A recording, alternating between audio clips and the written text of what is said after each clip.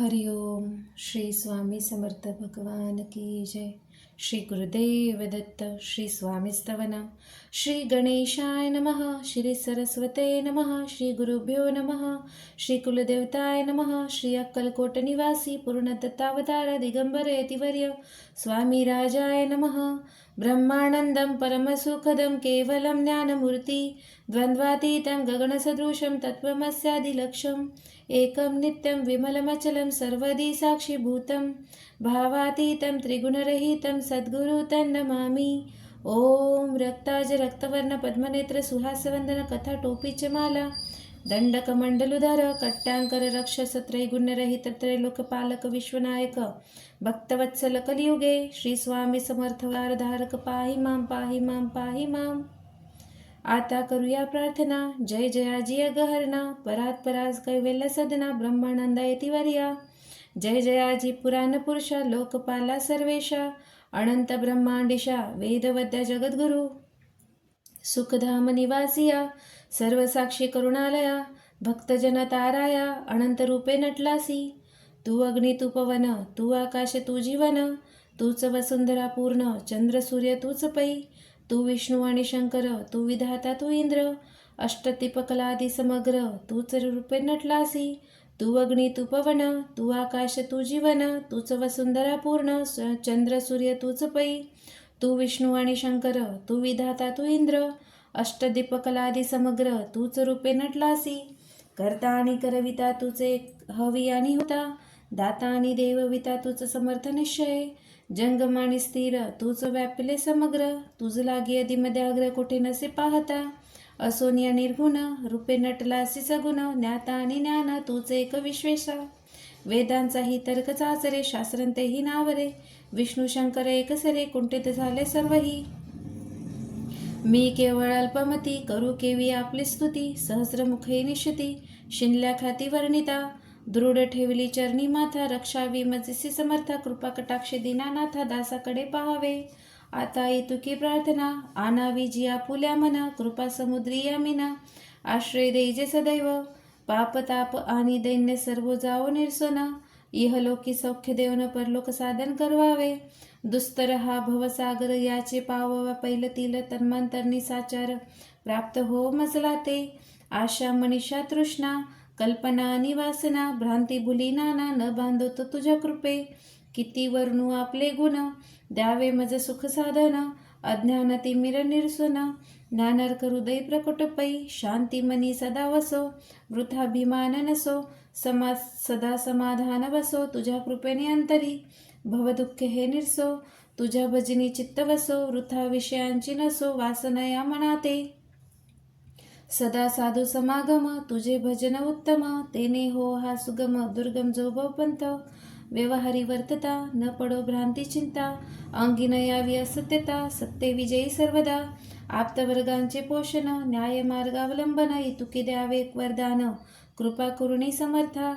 असोनिया संसारात प्राचीन तव नामामृत प्रपंच आणि परमार्थ तेने सुगम मज लागी. करता आणि करविता तूच एक स्वामीनाथा माझी ठाई वार्ता मी पणाची नसेची. गुरु ब्रह्मा गुरु विष्णू गुरुदेव महेश्वरा गुरु साक्षात परब्रह्म तस्मै श्री गुरुदेव नमः. हरि ओम. ओम तत्सवितुर्वरेण्यं भर्गो देवस्य धीमहि धियो यो नः प्रचोदयात्. ओम तत्सवितुर्वरेण्यं भर्गो देवस्य धीमहि धियो यो नः प्रचोदयात्. ओम तत्सवितुर्वरेण्यं भर्गो देवस्य धीमहि धियो यो नः प्रचोदयात्. ओम तत्सवितुर्वरेण्यं भर्गो देवस्य धीमहि धियो यो नः प्रचोदयात्. ओम तत्सवितुर्वरेण्यं भर्गो देवस्य धीमहि धियो यो नः प्रचोदयात्. ओम तत्सवितुर्वरेण्यं भर्गो देवस्य धीमहि धियो यो नः प्रचोदयात्. ओम तत्सवितुर्वरेण्यं भर्गो देवस्य धीमहि धियो यो नः प्रचोदयात्. ओम श्री अथर्व शिष्यं गणपती अथर्वशिष्यं शांती मंत्र. ओम भरणं ओम भद्रं कर्णेभिः शृणुयाम देवा भद्रं पश्चिमाक्षभिर्यजत्रा स्थिरे अंगेष्टुष्वात् तनुभिः वैश्यमदेवहितयदायु. ओम स्वस्ति न इंद्रो रुद्रश्रवाः स्वस्ति न पूषा विश्ववेदाः स्वस्ति नश्च अरिष्टनेमि स्वस्ति न स्पति ददातु। ओम शांति शांति शांति। ओम नमस्ते गणपतये। तमेव प्रत्यक्षं तत्मासि, तमेव केवलं कर्तासि, तमेव केवलं धर्तासि, तमेव केवलं हर्तासि, तमेव सर्वं खल्विदं ब्रह्मासि। त्वसाक्षादात्मासि नित्यं। वृत्तं वच्मि सत्यं वच्मि। अत्वाम् अवक्तारम् अवश्रोतारम् अवधातारम् अवधातारम् अवानुचानमशिष्यम् अवपश्चातात् अवपुरस्तात् अवत्तरात्तात् अवदक्षिणात्तात् अवचोदरात्तात् अवधरात्तात् सर्वतो मा पाहि पाहि समन्तात्। त्वमानवसब्जन्मये त्वामनस ब्रह्ममय स्वच्चिदानन्दद्वितीयोऽसि। त्वप्रत्यक्ष ब्रह्मासि, त्वज्ञानमय विज्ञानमयोऽसि। सर्वं यदिदं तत्त्वजायते, सर्वं यदिदं विष्यति, सर्वं यदिदं नविष्यति, सर्वं यदिदं प्रत्येति। त्वभूमिरापनलनिलोभनभा त्वच्वदारिवाकपदानि। त्वगुणत्रयातीतः, त्वदेहत्रयातीतः, त्वकालत्रयातीतः, त्वमूलाधारस्थितोऽसि नित्यं। त्वशक्तिरित्यात्मकः, त्वयोगिनाधायति नित्यं। त्वं ब्रह्मास्तं विष्णुस्तं रुद्रस्तं इन्द्रस्तं अग्निस्तं वायुस्तं सूर्यास्तं चन्द्रमास्तं ब्रह्मपुरं सरं। गणादिपूर्वमुष्याये वर्णादि तदनन्तरम् अनुस्वारपरतरा अर्धतुलसितं तारेण रुद्धम् ऐतरमनुस्वरूपं। गकारपूर्वरूपम् अकारमध्यं रूपम् अनुस्वारान्तरूपं बिन्दुरुत्रूपं नादसन्धामसहिता सन्धि सैष गणेशविद्या गणकऋषि निच्छन्द गायत्री छन्द गणपतिरेवता। ओम गण गणपतये नमो नमः। एकदन्ताय विद्महे वक्रतुण्डाय धीमहि तन्नो दन्ति प्रचोदयात्। एकदन्तचतुर्हस्तं पाशमङ्कुशधारिणं रदचवरदहस्ते बिभ्रान्मुक्षध्वजं रक्तम्बोदरशुपकर्णकृतवाक्सं रक्तगन्धालपावृतपुष्पसुपूजितं भक्तानुकम्पतदेव जगत्कारणमूर्छितम् आविर्भूतसृष्टादौ प्रकृते पुरुषात् परम् एवं ध्याति नित्यं स्वयोगिना विघ्नावर। नमो रातपते नमो गणपते नमः प्रमथपते नमस्ते अस्तु लंबोदराय एकदन्ताय विघ्ननाशिने शिवसुताय श्रीवरदमूर्तये नमः। ओम भद्रं कर्णेभिः शृणुयाम देवा, भद्रं पश्चिमाक्षभिर्यजत्रा, स्थिरे अङ्गे सुष्ठुस्तनूर्भुवैषमदेवहितयदायु। ओम स्वस्ति न इन्द्रो वृद्धश्रवाः, स्वस्ति न पूषा विश्ववेदाः, स्वस्ति नस्तष्टो अरिष्टनेमि, स्वस्ति न बृहस्पति ददातु। ओम शांति शांति शांति। श्री स्वामी समर्थ महाराज की जय। श्री गुरुदेव दत्त। श्री गणेशाय नमः। श्री कुलस्वामिनी धनदायी माता की जय। श्री कुलदेवी आशापुरा माता की जय। सप्तशृंगा माता की जय। एकवीरा माता की जय। महालक्ष्मी माता की जय। ओम नमो भगवते वासुदेवाय। ओम नमः शिवाय। श्री गुरुदेव दत्त। श्री स्वामी समर्थ। श्री गुरुचरित्र अध्याय 39 मराठी भावार्थ। गाणगापुरात एक 60 वर्ष वयाची गंगा नावाची वंद्या स्त्री गुरूंच्या दर्शनास नेहमी येत असे व त्यांची नित्यपूजा करीत असे. सोमनाथ हा शौनक गोत्री ब्राह्मण तिचा पती होता. ती मोठी पतिव्रता होती. रोज नियमाने श्रीगुरूंना पूजा निरांजन ओवाळीत असे. असा तिचा नित्यक्रम फार वर्ष चालला होता. तिचे सेवेने संतुष्ट होऊन श्रीगुरूंनी तिला विचारले, माझ्यासाठी रोज तू निरांजन आणतेस, तर तुझ्या मनात कोणती इच्छा आहे ती मला निसंकोचपणे सांग. नारायण आणि गौरीनाथ शंकर गुरुप्रसाद म्हणून ती इच्छा पूर्ण करतील. तेव्हा तिने सांगितले, आम्ही निपुत्रिक असल्यामुळे इह परगतीस मुकलो असून दुर्भागी आहोत. पुत्राविना हा जन्म व्यर्थ गेला. पुढील जन्मी तरी पुत्र व्हावा यासाठी मी आपली सेवा करत आहे. तिचे वचन ऐकून श्री गुरु हसून म्हणाले, पुढचा जन्म कोणाला माहीत. तुला याच जन्मी चांगल्या सुलक्षणी मुली व मुले होतील. श्री गुरूंचे वचन ऐकून तिने हात जोडून विनंती केली, स्वामी कृपानिधी, माझ्या वयाला 60 वर्ष पूर्ण झाली. मी आता रजस्वाला होत नाही. आता मला पुत्रे कसे होणार. अनेकांनी सांगितल्याप्रमाणे मी अनेक व्रत केली, तीर्थ हिंडले. पुत्रप्राप्तीसाठी मी अनेक ठिकाणी पिंपळाला प्रदक्षिणा घालून सेवा करता करता माझा जन्म गेला. स्वामी, आता तरी तुम्ही प्रसन्न झालात. या जन्मी पुत्र होतील असे म्हणालात. मी तर पुढील जन्मात माझी कामना पुरी व्हावी म्हणून पिंपळाची सेवा करीत आहे. तिचे बोलणे ऐकून श्री गुरु हसून म्हणाले तिचे बोलणे ऐकून श्री गुरु हसून म्हणाले, अश्वस्थ सेवेत मोठे पुण्य असते, ते फुकट जात नाही. तू आत्ताच पिंपळ वृक्षाला दोष दिलास, पण त्याचा महिमा अपार आहे. सर्व देव त्याच्या ठाई वस्ती करतात. आता माझे ऐक, संगमावर जा.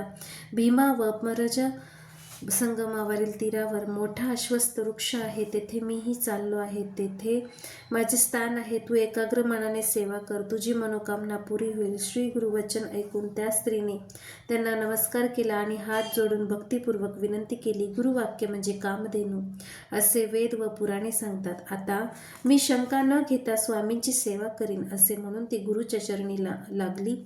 श्री गुरूंनी आज्ञा प्राप्त करून ती स्त्री संगमावर गेली.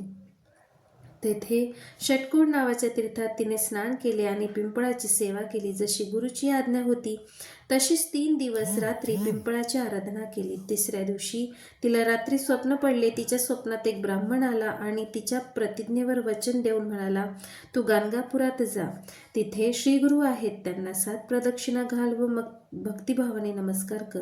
ते तुला जे देतील ते लगेच भक्षण कर. स्वप्नात तसे पाहून ती लगेच जागी झाली आणि अश्वस्थ हा कल्पवृक्ष आहे, आपण इच्छिलेले फळ तत्काळ मिळणार असा विचार तिच्या मनात आला. ती सेवा करून 4थ्या दिवशी मठात आली. तिने श्रीगुरूंना प्रदक्षिणा केली, आनंदाने वंदन केले. श्रीगुरूंना तिने 2 फळे दिली व म्हटले, आता ही फळे आनंदाने भक्षण कर, तुझी इच्छा पूर्ण होईल. मग त्या स्त्रीने व्रत पूर्ण करून दान दिले. तेव्हा आश्चर्य असे घडले की त्याच दिवशी सूर्यास्ताच्या वेळेस ती रजस्वला झाली. 4थ्या दिवशी गुरुप्रसादामुळे वंदेला गर्भधारणा झाली. 9 महिने पूर्ण झाल्यावर शुभ दिवशी प्रसूत होऊन तिच्या कन्या रत्न प्राप्त झाले. प्रसूतीनंतर 10 दिवसांनी ती कन्येला घेऊन श्रीगुरूच्या दर्शनास आली. तिने भक्तिभावाने त्या बालिकेस श्रीगुरूच्या पायावर ठेवले आणि अनन्य भावाने श्रीगुरूंना नमस्कार केला. ती गुरूंना म्हणाली, माझ्या कुशीत पुत्राचा जन्म झाला नाही, सरस्वती मात्र घरात आली आहे. आता तुम्ही आपले वचन सत्य होईल असे करा. पुढे त्या स्त्रीला पुत्र झाला. तो वेदशास्त्र संपन्न झाला, त्याची मोठी ख्याती झाली. तिच्या मुलीने पतीने यज्ञ केला. त्याचे दीक्षित हे नाव 4 राष्ट्रात प्रख्यात झाले. ज्याच्या मनात खरी निर्धायुक्त श्रद्धा असेल त्याला वर देतात. म्हणून श्री गुरूंची अनन्य भावे भक्ती करावी. श्री स्वामी समर्थ. श्री गुरुदेव दत्त. हरि ओम. श्री स्वामी समर्थ. श्री गुरुदेव दत्त. अध्याय 40. श्री गुरु गाणगापुरास असताना नरहरी नावाचा एक कुष्ठरोगी ब्राह्मण त्यांना शरण आला आणि वंदन करून म्हणाला, स्वामी, मी आपला नाव लौकिक ऐकून आपल्या चरणाशी आलो आहे. आपण अलौकिक प्रकाश देणारे ज्योतिस्वरूप आणि भक्तवत्सल आहात. मी पूर्वजन्मात फार पाप केले आहे, त्यामुळे हा भोग भोगावा लागत आहे. पण स्वामी, आता मला सहन होत नाही. मी अनेक व्रते केली, अनेक तीर्थे हिंडलो, समस्त देव पूजले, पण माझी व्याधी काही बरी होत नाही. आता मी निर्धार करून आलो आहे, आपली कृपा झाली नाही तर मी प्राणत्याग करीन. श्री गुरु त्यांना म्हणाले, त्या ब्राह्मणाला म्हणाले, तू म्हणतोस ते खरे आहे. तू पूर्वजन्मी फार पाप केले होतेस, म्हणून या जन्मी तुझी ही अवस्था झाली. आता मी सांगतो ते एकनिष्ठेने केलेस तर तू व्याधीपासून मुक्त होशील. श्री गुरूंनी त्याला 1 उंबराचे वाढलेले लाकूड दिले आणि संगमावर भीमातीरी ते रोवून रोज त्याला 2 कळशा पाणी घालाव्यास सांगितले. त्या दिवशी ज्या लाकडाला पालवी फुटेल त्या दिवसापासून तुझे कोड बरे व्हायला लागेल असे सांगितले. श्री गुरूंनी त्या विप्राला आज्ञा केली. त्यावर त्याचा विश्वास बसला. तो ते लाकूड घेऊन संगमावर गेला आणि भीमेच्या तीरावर त्याने ते रोवले. श्री गुरूंनी त्या ब्राह्मणाला जसे सांगितले होते तसेच आचरण केले. अशा प्रकारे 7 दिवस त्या ब्राह्मणाने उपवास केले. तो त्या काष्टाला वेळोवेळी 2 कळशा पाणी घालीत असे. लोक त्याची थट्टा करीत असत, गुरुवचनापासून त्याला परावृत्त करीत असत.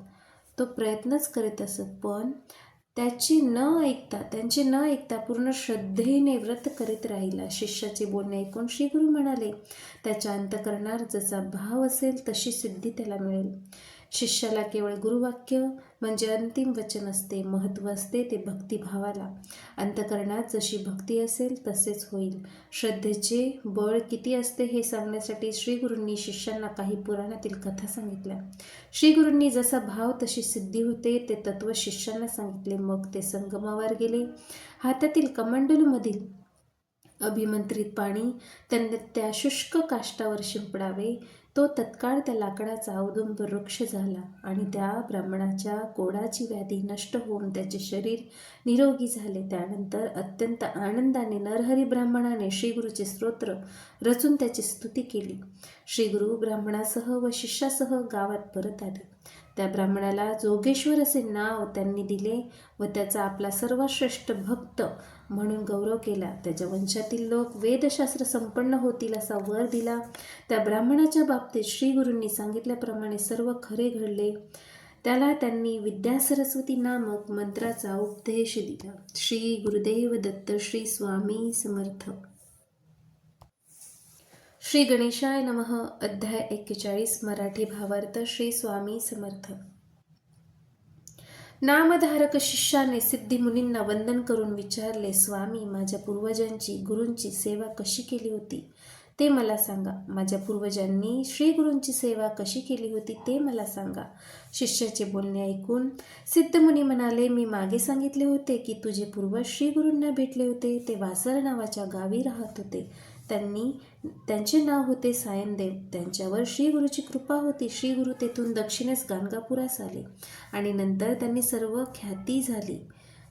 ख्याती झाली. त्यांची कीर्ती ऐकून सर्व लोक गाणगापुरास येऊन त्यांचे दर्शन घेतल्यामुळे त्यांची इच्छा पूर्ण होत असत.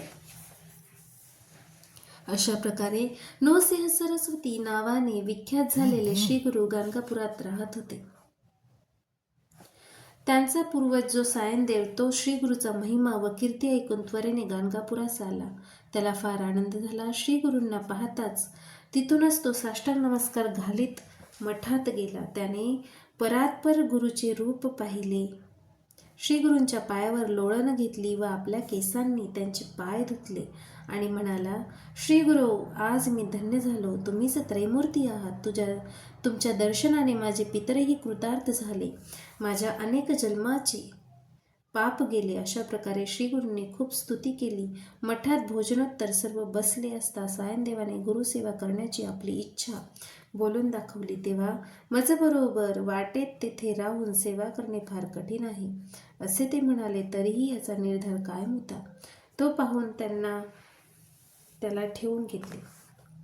पुढे त्यांची धैर्य परीक्षा पाहण्यासाठी ते रात्री त्याला संगमावर घेऊन गेले व अचानक योगमायेने त्यांनी पाऊस व वादळ निर्माण केले. त्यातच त्याला शीत निवारणार्थ मठात जाऊन अग्नी आणण्यासाठी पाठविले. वाटेत आजूबाजूस कोठेही पाहू नकोस असे त्याला सांगितले. तो कसा तरी अंधारात चाचपडत गावात गेला व अग्नी घेऊन परत येण्यास निघाला. पण येताना वाटेत त्याला जिज्ञासा जागृत झाली. त्याने दोन्ही बाजूस पाहिले तर विजेच्या प्रकाशात दोन मोठे कालसर्प दोन्ही बाजूस दिसले. तो धावत कसा तरी संगमावर पोहोचला तर तो साप त्याच्या पुढे श्रीगुरूंना नमस्कार करीत आहेत असे त्यांना दिसले. ते निघून गेल्यावर श्रीगुरूंनी त्याला निर्भयपणा व गुरु आज्ञा पालनाचे रहस्य व महत्त्व सांगितले. श्रीगुरूंनी त्याला विचारले, का रे असा भ्यायलास? का? आम्ही तुझ्या रक्षणासाठी 2 साप पाठविले होते. आता मनात भीती धरू नकोस. आमची सेवा कठीण असते तेव्हा श्रीगुरू सेवा फार विचार करून अंगीकारावी. दृढ भक्तीने सेवा करावी लागते. शिष्याने मृत्यूचीही भीती बाळगता कामा नये. श्री स्वामी समर्थ. श्री गुरुदेव दत्त. हरिओम. श्री गणेशाय नमः. श्री कुलस्वामिनी धनदाई माता. श्री स्वामी समर्थ. श्री गुरुदेव दत्त. अध्याय 42. चूक भूल देवा क्षमा करा.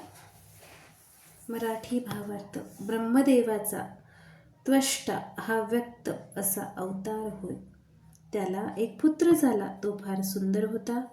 तो सुज्ञ व सर्व कार्यात कुशल होता. उपनयनास योग्य झाल्यावर त्वष्ट याने त्याची मुंज केली व विद्याभ्यासासाठी त्याला गुरुगृही पाठविले. एकदा पावसात गुरूंची पर्णशाळा गळू लागली तेव्हा शिष्याला आपली सेवा सांगावी म्हणून गुरुने त्यांच्याजवळ पक्के घर बांधून देण्यास सांगितले. गुरुपत्नीने नेमकी अंगाला बसेल अशी शिवण व विणकाम नसलेली काचोळी मागितली. मुलीने खेळातले हस्तिदंती घर व ताटक नावाचे कर्णभूषण मागितले. तर गुरुपुत्राने पायात घालायला पादुका मागितल्या. ज्यांना चिखल लागू नये, तो मुलगा लहान होता, गुरुसेवा करणे कर्तव्य आहे अशा भावनेने त्याने ते काम अंगावर घेतले व गुरूंची पर्णशाळा सोडून निघाला.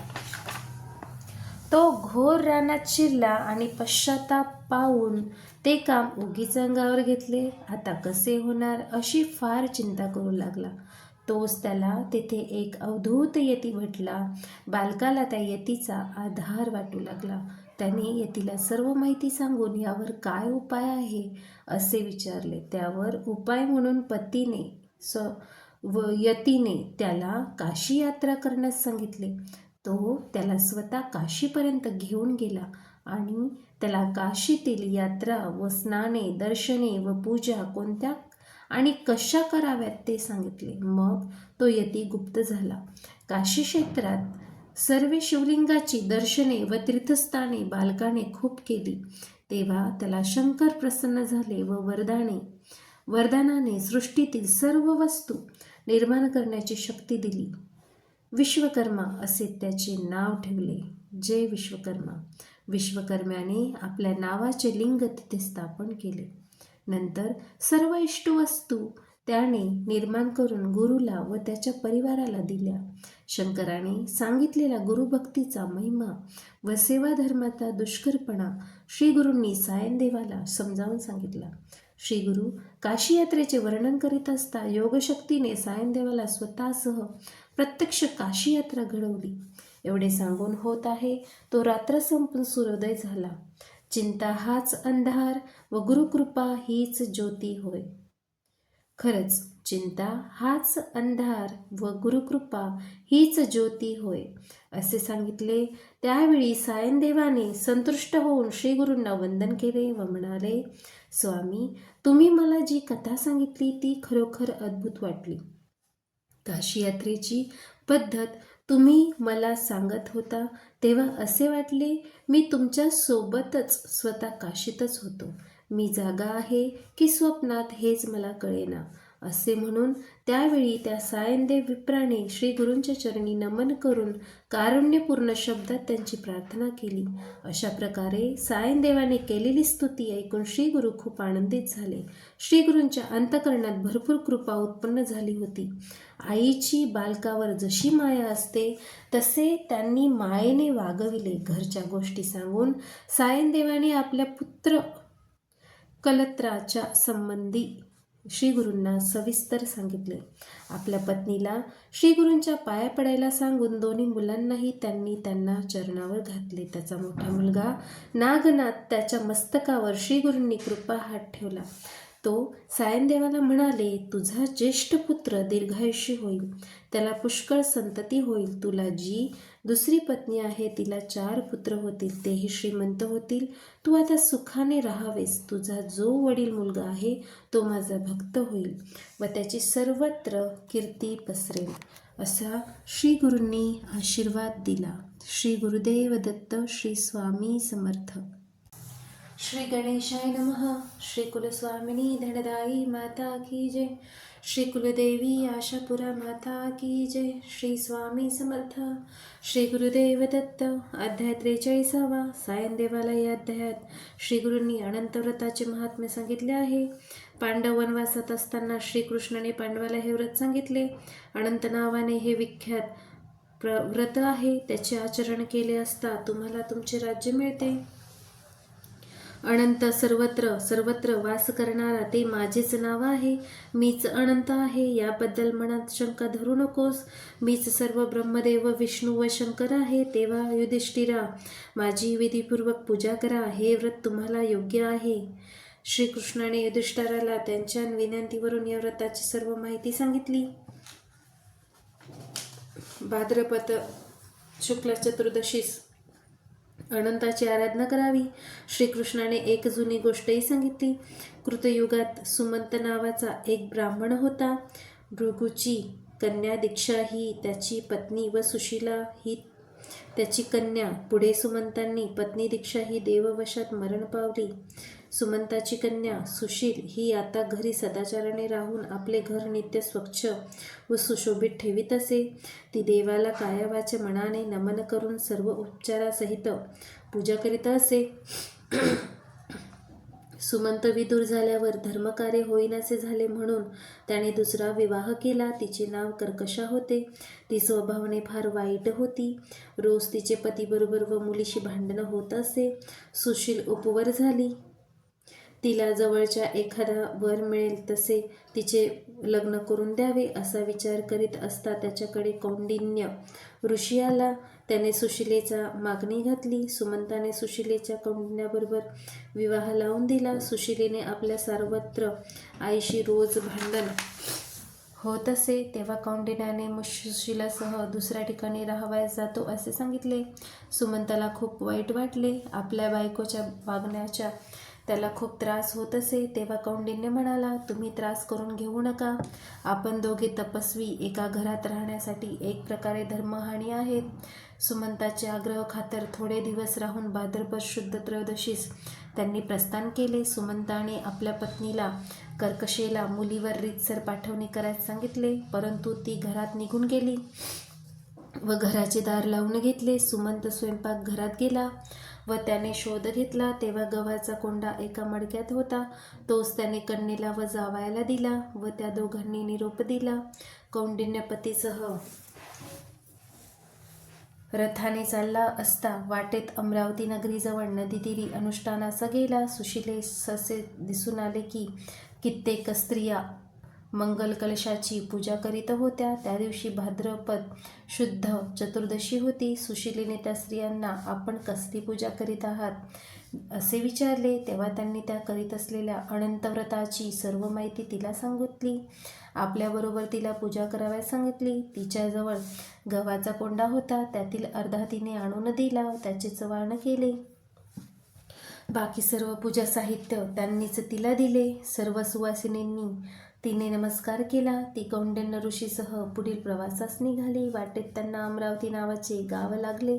तेथील नागरिकांनी त्यांचे खूप आदरातिथ्य केले. त्या गावाचे व कौंडिल्यास राजपद दिले. एक दिवस कौंडिन्याने सुशिलेला विचारले, तू हातात काय बांधले आहेस? ती म्हणाली, हा अनंताचा दोरा आहे. अनंताच्या प्रसादाने आपल्याला हे द्रव्य आदरातिथ्याने मिळाले आहे. कौंडिन्याला खूप संताप आला व त्याने अनंताचा दोरा सुशिलेकडून काढून घेतला व तो अग्नीत फेकून दिला. तो म्हणाला, तू काहीतरी वशीकरणाचा प्रयोग केला आहेस. माझ्या तपामुळे खरे तर आपल्याला हे ऐश्वर्य प्राप्त झाले आहे. सुशिलेने ते दोरा अग्नीतून लगेच बाहेर काढला, दुधात भिजवला व परत चांगला केला. पण त्या अनंताचा कोप झाला व सर्व ऐश्वर्य तत्काळ गेले. तेव्हा कौंडिन्याला खूप पश्चाताप झाला. आता अनंताचे दर्शन घेतल्याशिवाय मी अन्न घेणार नाही असा निर्धार करून तो जंगलात भटकू लागला. शेवटी निराश होऊन प्राणत्याग करण्यास निघाला. अनंता अनंता अशा हाका मारीत जमिनीवर पडला. तेव्हा म्हाताऱ्या ब्राह्मणाच्या वेश असलेल्या श्रीकृष्णांनी त्यांना उठविले आणि मी अनंत तुला दाखवतो असे म्हणून त्याला आपल्याबरोबर एका नगरात नेले. तिथे त्याला एक रत्नजडित सिंहासनावर बसविले व आपले खरे स्वरूप प्रकट केले. अशा रीतीने त्याला आपले पूर्वीचे वैभव प्राप्त झाले. नृसिंह सरस्वतींनी सायनदेवाला हे व्रत मुलाकडून करून घ्यायला सांगितले. नंतर आपल्या बायको मुलांना आपल्या गावी घेऊन जाण्यास सांगितले. सायनदेव श्री गुरुच्या दर्शनासाठी आपल्या बायको मुलासह आता आला असता त्याच्या मोठ्या मुलाच्या मस्तकी हात ठेवून, तुझा हा पुत्र नागनाथ दीर्घायुषी आहे. पुढे तोच आमचा परमभक्त होईल असा आशीर्वाद दिला. श्री स्वामी समर्थ. श्री गुरुदेव दत्त.